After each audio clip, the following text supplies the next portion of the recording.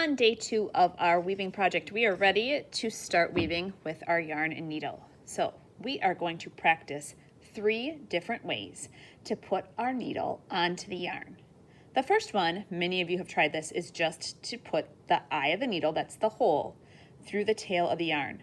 So when you do that, if you just slide back and forth, you might be able to kind of pinch the yarn and pull it through the eye.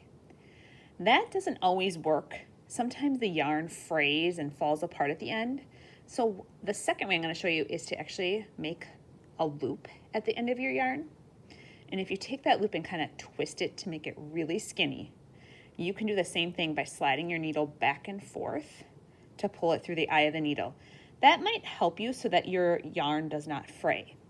The last step I'm going to show you is actually a kind of a magic trick. And you need a tiny little piece of white or any color paper. So if you cannot get yarn on either way, you're going to take that tiny little scrap and put your yarn on the inside. Kind of looks like a hot dog in a bun. Then with the bent creased part of your paper, you're going to put that end through the eye of the needle. Pinch it, pinch the yarn that's in there, and it will thread your needle. We are going to knot these on our needles. You can try to knot yourself by creating a loop and pulling that tail through the loop, just like when you tie your shoes.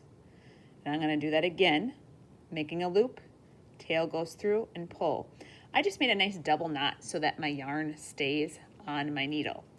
An adult can help you if you cannot get that tied together. Now we're ready to weave. You know how to weave with the pattern of on top, under, on top, under. So I'm using my needle to go on top and under those brown strings on the plate. There it is. If you look closely, you can kind of see the pattern. What I'm going to do is I'm going to pull that needle through so that my yarn follows it. This part at the beginning is going to take a little bit because you've got lots of yarn. We're going to pull and pull and pull that white yarn until we see a tiny tail. We're just going to stop. We're not going to knot it. We're not going to tie it. We're not going to do anything. We're just going to leave that tail.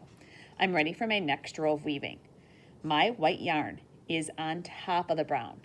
My next row can't start on top or it will all unravel. It's got to be opposite. It's going to go under. And then on top, under, on top, under, on top, under, on top, under, on top, all the way across. And you know the next step is to pull and pull and pull. So as I'm pulling, I've got lots of yarn on this end that I'm trying to pull through.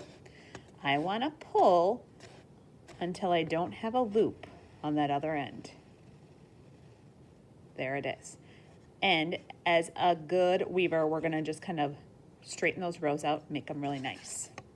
My next row, going back the opposite way, my yarn is on top, so my next row has to start underneath and then on top.